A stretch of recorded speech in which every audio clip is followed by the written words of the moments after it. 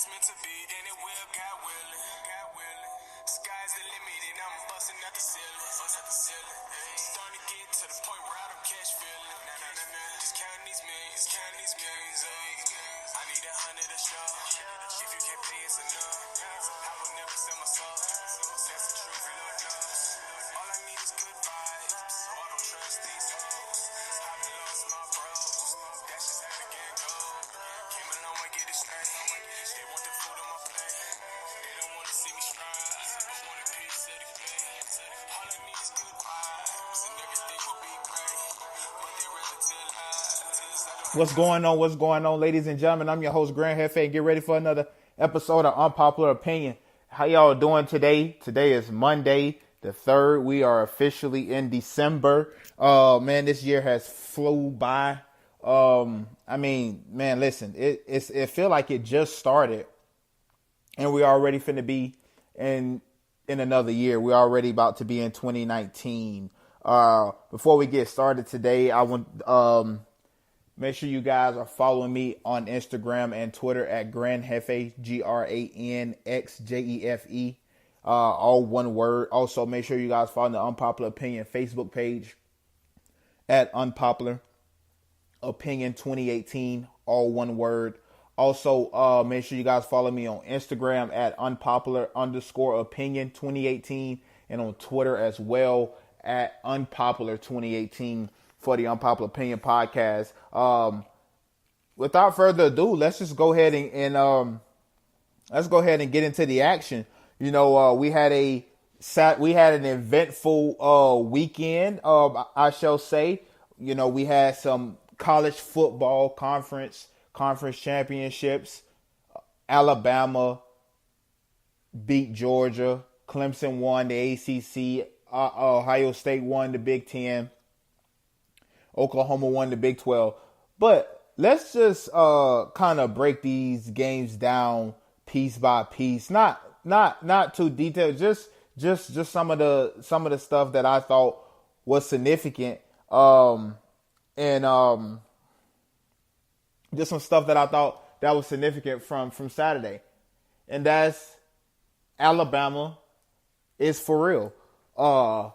Tua is hurt, so that's going to limit their offense a little bit, but they do have a little over a month to prepare. And I like my chances with Tua with a sprained ankle. I'm pretty sure they'll be keeping him out of practice a lot there. But Ohio State, the committee, let's talk the committee. Let's jump over to the committee. And that is, they did exactly what most people thought that they would do. You know, we talked on RTL Sports Talk yesterday, and I mentioned the fact that I could have seen the committee putting Oklahoma at number 3 just because they might think that Oklahoma is a better team, similar to what they did with LSU when the rankings first came out. How they had LSU ranked ahead of Notre Dame. Remember, before that, Alabama LSU matchup, 1-3. But we know why they do that. They do that so they can boost Alabama's wins up, so they can say, well, they played the number 3 team. Although we all knew LSU wasn't the number 3 team in the country then. But I thought that they might have put Oklahoma at 3. But I do the show with Matthew Lyle, and Matthew Lyle proposed a very good point, you know, and he said that the committee wants a Tua-Kyler Murray matchup. So Oklahoma was going to come in at 4, and I thought about it, and that makes perfect sense. What other better way to sell tickets, because you can't get Georgia in there. Georgia's out as a 2-loss team, a non-conference champion, 2-loss team, although I think they're probably still the best 4 teams in the country. Something has to be said for losing. You have to be penalized. You have to get penalized for losing. So Georgia is out, but they want a Kyler Murray, Tua Tagovailoa finals. They want semifinals. They want to see what Nick Saban can do and what Nick Saban and that defense can do to an offense that's been scoring at will all season long.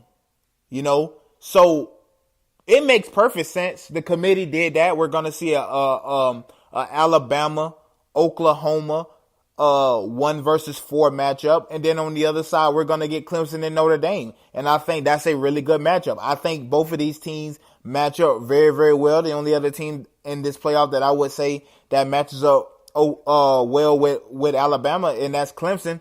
But you couldn't have you couldn't have Alabama playing Notre Dame. Notre Dame is not ready for that type of physicality. They're not ready for that type of matchup, and that game would definitely be over with before it could even get started. So I think the committee did right by leaving them at 3. That way Clemson played them. I think Clemson is a more comparable matchup to a Notre Dame, because I think even if Oklahoma gets down in a game, they still have Kyler Murray. They still have the ability to put up 40 points on you in a blink of an eye. So, and they have the nation's best offense. So for me, I like that 1-4 matchup. Tua Tagovailoa, Kyler Murray, the two guys that I think are the two front runners for the Heisman. I think Tua Tagovailoa will win the Heisman. They'll probably give Murray like the Maxwell or something like that, But I think Kyler Murray will get, or maybe Tua Tagovailoa probably get the Maxwell and the Heisman. But I think it's a two-headed monster between those two. Dwayne Haskins kind of been up and down all year long. He's been good. He's been solid all year. But he's had those games where he kind of dipped a little bit, and you can't explain the 29-point loss to Purdue. So I think right now it's a two-headed monster between, Kyler Murray, Tua Tagovailoa. That's going to be a good finals. On the other side, you got Clemson and Notre Dame. Ian Book versus Trevor Lawrence.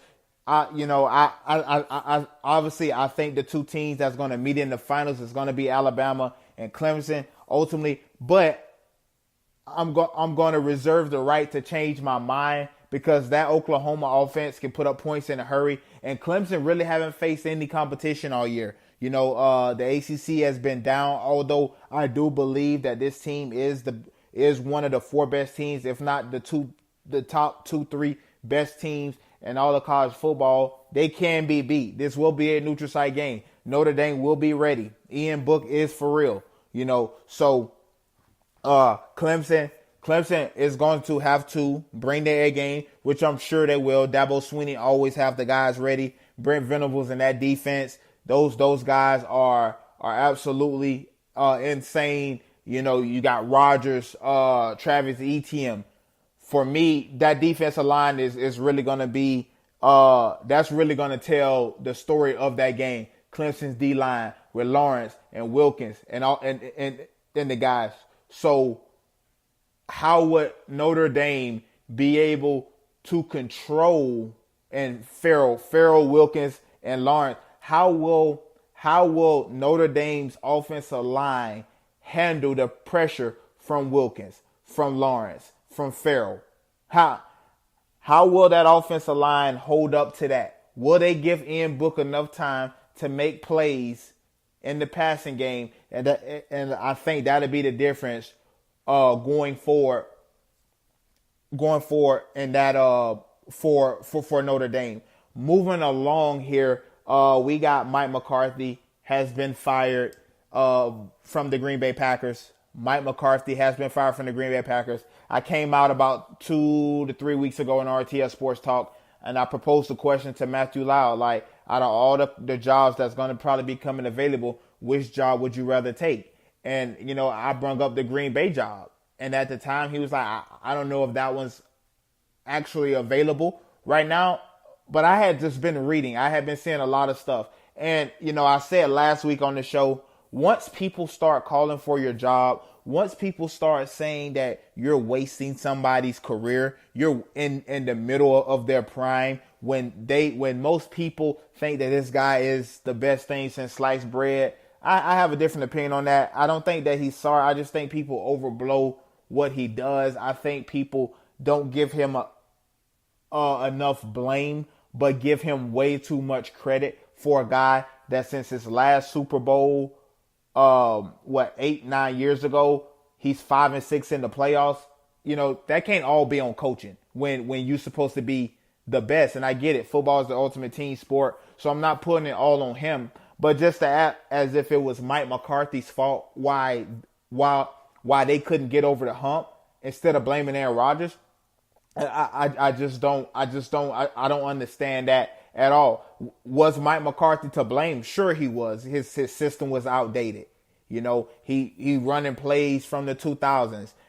Everybody else is evolving and he stands still. And that'll be fine if you had a different type of quarterback. If he had a Tom Brady, yeah, you can run that 2000 that 2000 offense, that 2000 caveman offense. Why? Because Tom Brady's not a flashy guy. He dunk, he throws the slants, he take his shots deep, he go play action pass, he hands the ball off. That type of offense will work perfect with a Tom Brady because he don't need the flash.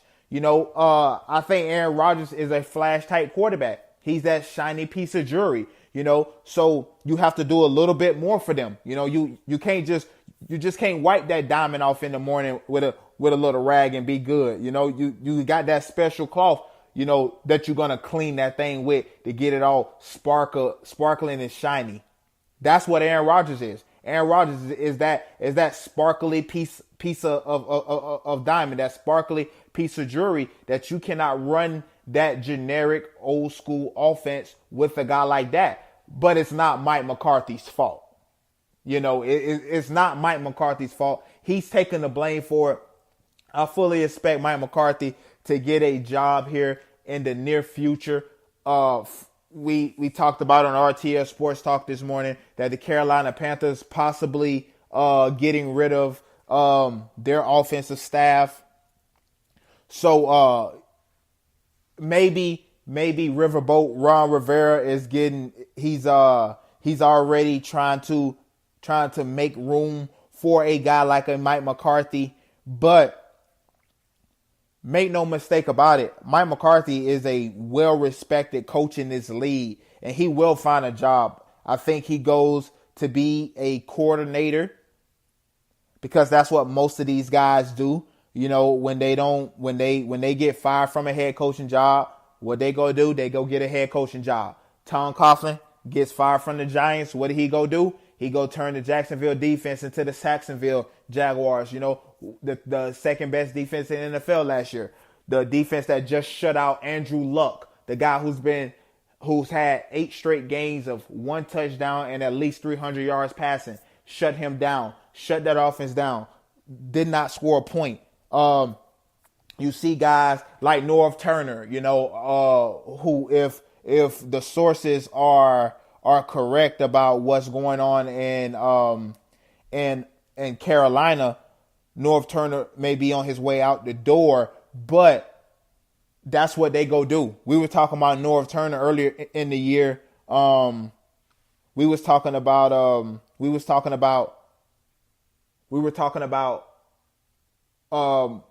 how Norv Turner had Cam Newton looking, how he had rejuvenated Cam Newton's career. How at this point, about 3-4 weeks ago, Cam Newton was at his highest completing percentage that he's ever had in his entire career. So, but that's what these guys do.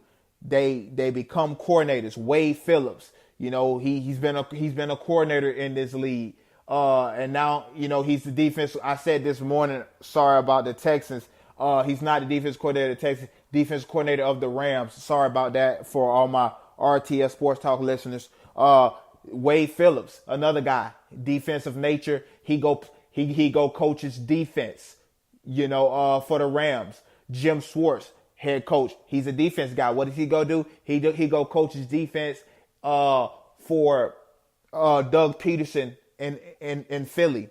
Romeo Crennel, defense coordinator of the Texans. That's what these guys do. So I fully expect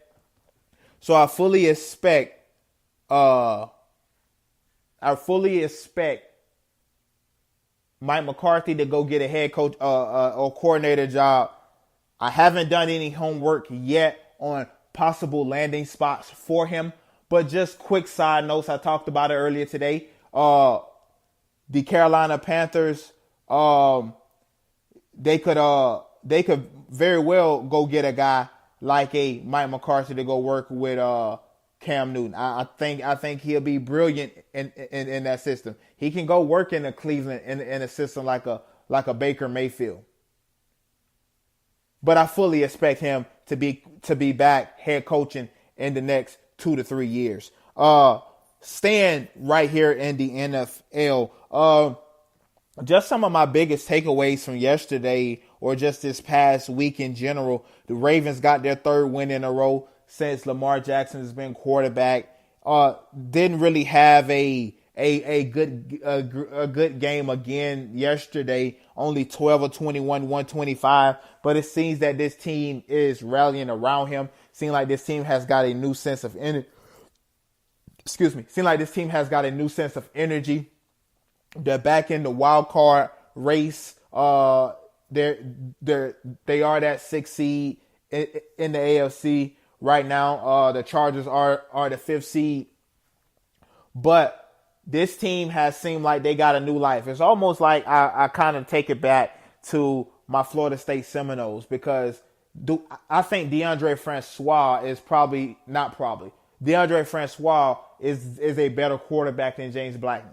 Nobody can convince me of that. I've seen what both of these guys did as freshmen, and I know what my eye test tells me. And my eyes tell me DeAndre Francois is a better quarterback than James Blackman. There's a reason why he can miss the whole spring, and James Blackman can be there the whole spring, and he doesn't start after starting the year prior. So, but when James Blackman did take over for us in that NC State game, the team rallied behind him. You can see the energy and the emotion. So it's just sometimes, you just need that new face. Kind of like the Packers. Do I think that they could go get a coach better than Mike McCarthy? I don't know. I don't know about that. But sometimes you just need a new face. Sometimes you just need a new voice. Guys get tired of hearing the same thing. I think that's the situation it is in Baltimore, where Joe Flacco is clearly miles and miles ahead of Lamar Jackson as a quarterback in the NFL, quarterback in any level. But the team seems to rally more around Lamar Jackson. You can see the energy that these guys have when you're sitting there watching a Baltimore Raven team that just 3 weeks ago we were talking about was going to miss the playoffs and was already talking about getting parting ways with John Harbaugh. That was just 3 weeks ago. Lamar Jackson took over, win. Not because of him. I'm just saying he takes over, win. There's something about that energy where people feed off of. Kind of like the Dak Prescott thing. When Tony Romo got hurt, the guys just fed off of that a little bit more. So it made it harder to go back to Tony Romo. Even though Tony Romo is a better quarterback than Dak Prescott, the guys just rallied more behind Dak Prescott. So you heard a lot of guys talk about you don't want to mess up that chemistry. It happened with Fitzpatrick this year and Jameis Winston. When Jameis Winston was coming back from his suspension, they asked Deshaun Jackson, should they go back to Jameis Winston? And he said, why would you want to mess up the chemistry? We got good chemistry right now. Jameis Winston gets back in there a few weeks later. Deshaun Jackson was asking for a trade. So I think it's something to be said about having another voice in the huddle, having another voice in the locker room, and I think that's the case with the Baltimore Ravens and Lamar Jackson. Another thing that surprised me yesterday was the Giants win, and not that it surprised me that they actually won, as if I didn't think that they could win a game, but why would they want to win? And I get it. As an athlete, you never want to tank. Sitting over on this side of the table, talking about tanking, it makes me sick because I know how much of a competitor I am, and I want to win at everything. We can be playing tic-tac-toe. I want to beat you. Me and my daughters. My oldest daughter, she's 6, and we play cards sometimes, and I don't let her win. Listen, nothing is gonna come easy. That's a good lesson. Nothing is gonna come easy. Nobody's just gonna give you anything out here. You have to work for everything that you get. So the competitor in me don't want to lose. But the intellectual guy in me, the reporter in me, the analyst in me, why would you want to win if you know you're not going to go forward with Eli? And that's your problem. Eli Manning did not even have a touchdown in yesterday's game. I'm sorry. He had 1 touchdown, 1 interception. He doesn't have a touchdown this season over 40 yards. And that's saying a lot, because you could catch a 2-yard screen pass and go for 40. You could catch a crossing route and go for 40, and that still counts. The fact that Odell Beckham has 2 touchdowns over 40 yards. He has 2 40-plus TDs this season. Eli Manning has 1.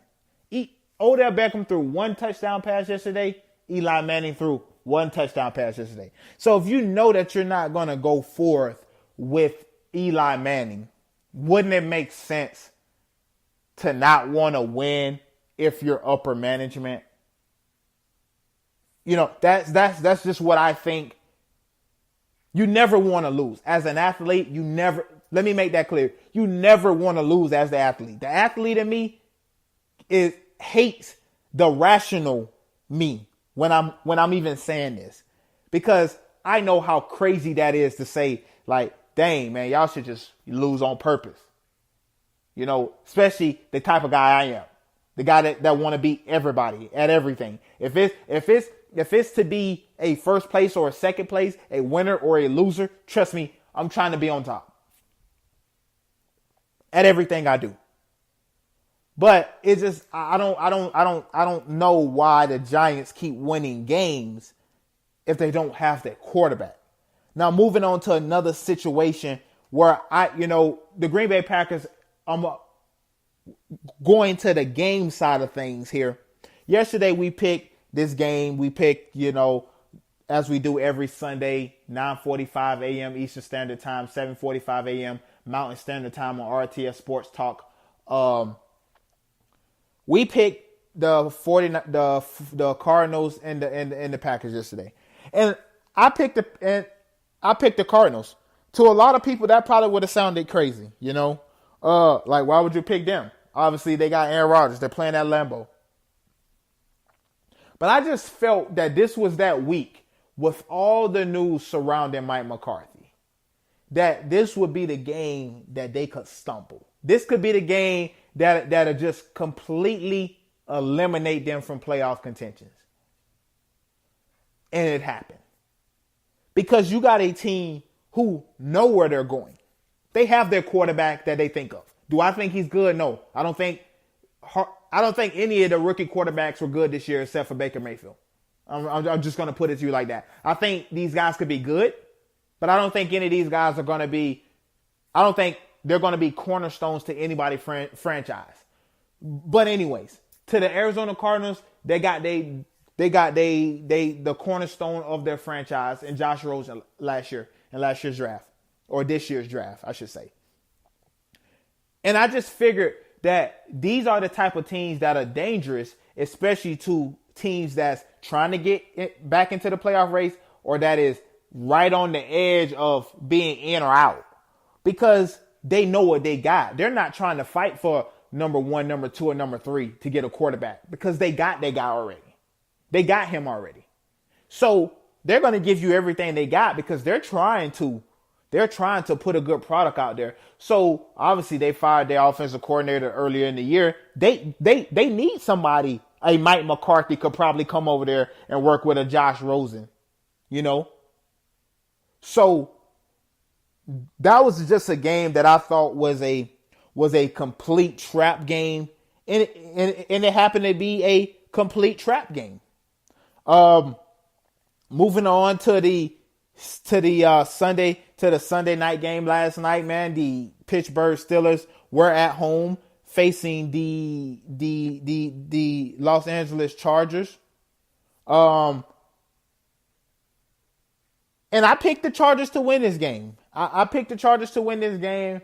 I thought that, to me, I think the Chargers is a better team. I picked this team to win the AFC West. That didn't happen, obviously, because the Kansas City Chiefs. Nobody really expected the Kansas City Chiefs outside of Kansas City to do as good as they're doing. And a lot of those guys probably tell you they didn't expect this. So you had a game last night where this was prime for the Steelers. Prime for the Steelers. 16-point lead at halftime. And they just blew it. Just completely blew it. And I've seen a lot of fans on Twitter, oh, the refs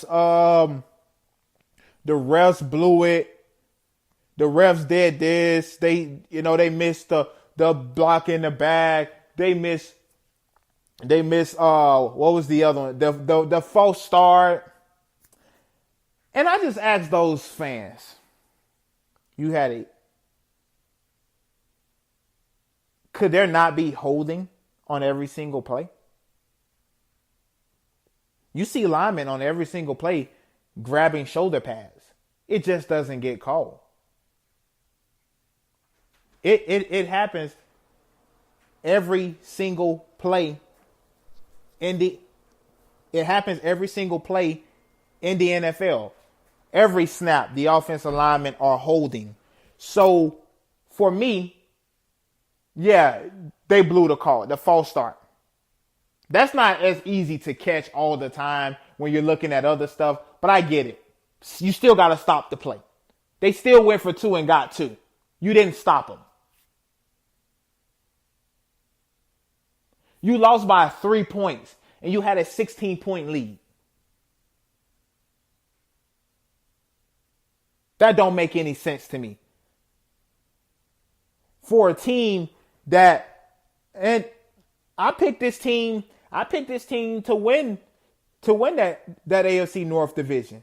But that was contingent upon Le'Veon Bell being there. Now, I still think they can win that division because Cincinnati is a mess. They lost yesterday. Baltimore is right there, so they can't slip. But even then, they'll still slip into the playoffs. Obviously, being the wild card, they're just flip spots with Baltimore. But this team, you're starting to see down the stretch, and this is what I've been talking about all year. For all these Pittsburgh fans that I argue with on Twitter that come to me in my mentions about what I say about the Steelers and what I say about James Conner, this is the reason why right here. James Conner, injury prone. James Conner, injury prone. Yes, he got all the accolades, scoring all these different touchdowns. He'll give you some big plays a game. You're still 26 in rushing in the NFL. You guys do know it's 32 teams in the NFL. So that means you're only better than 6 teams. Yeah, we don't need Le'Veon Bell. Stop it. You're 26 in the lead in rushing. You need Le'Veon Bell. You need Le'Veon Bell.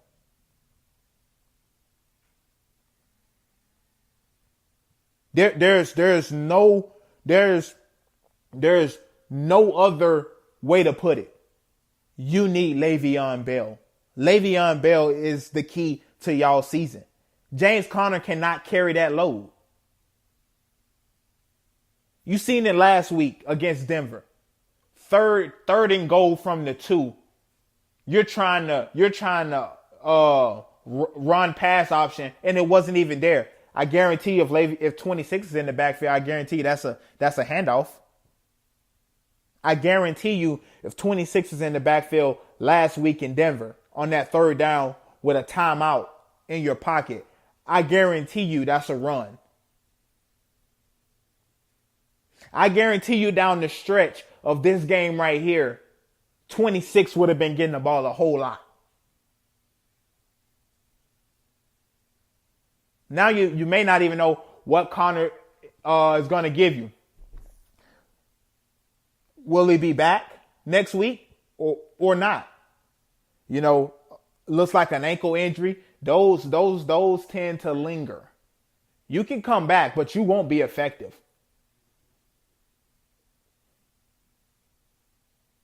So now Le'Veon Bell is probably sitting back on his couch looking like, I told him. I guarantee you that's what he's doing. I told him.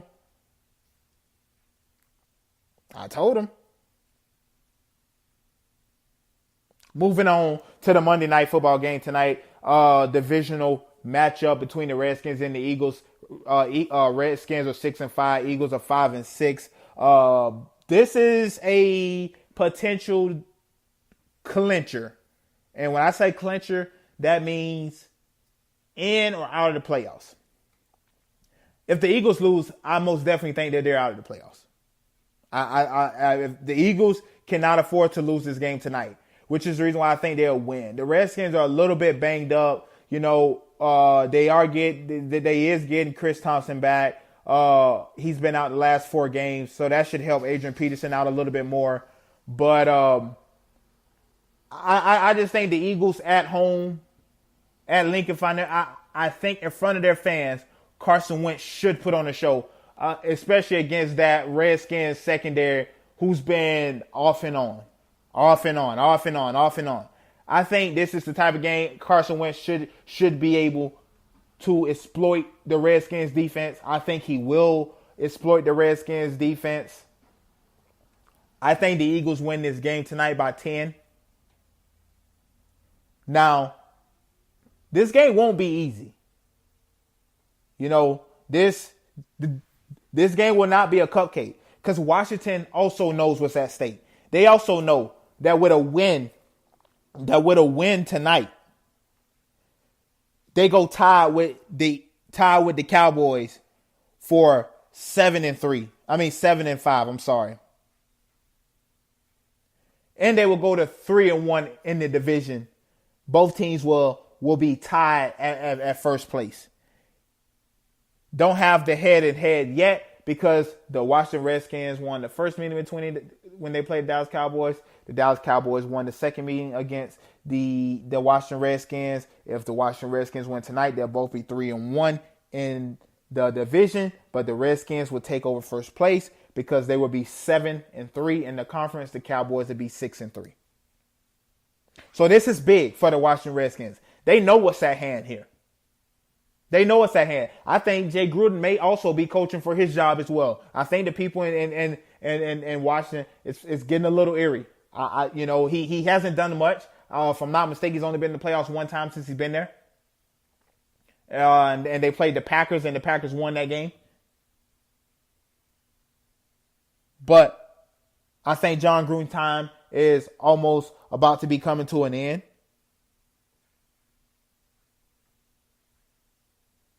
But I think they have to get it done tonight.